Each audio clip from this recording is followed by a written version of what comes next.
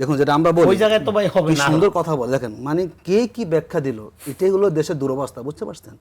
পার্লামেন্টের ক্ষমতা কি আর কি সবার ব্যাখ্যা দিচ্ছে কেন? আমরা আমাদের জানা নাই, শোনা নাই, মঞ্চে এসে কোথা থেকে শুনছি পার্লামেন্ট সার্বভৌম হয়ে গেছে।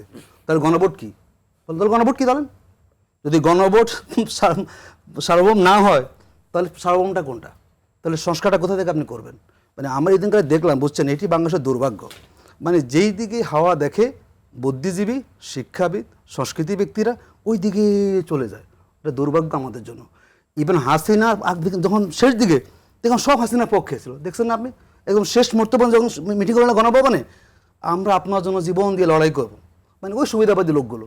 এখন আবার বিএনপি ক্ষমতা, আবার ওই সুবিধাবাদী লোকগুলো আসে, না বিএনপি যা বলে তাই ঠিক, গণভোটটা ব্যাঠিক।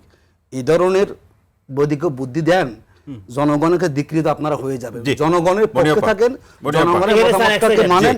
আমি গণভোটের বিরুদ্ধে বলেছেন না, বিএনপি গণভোটের পক্ষে যখন ছিল তখন থেকে আমরা এটার দেখুন বিরুদ্ধে। যারা বললেন না জিয়াউর রহমানের প্রথম গণভোট কে ছিল, যে আপনি কি সবগুলো মানেন, একসাথে মানেন? ওখানে কিছু না, হ্যাঁ না, তখন যদি দেখো অবৈধ কেন হবে?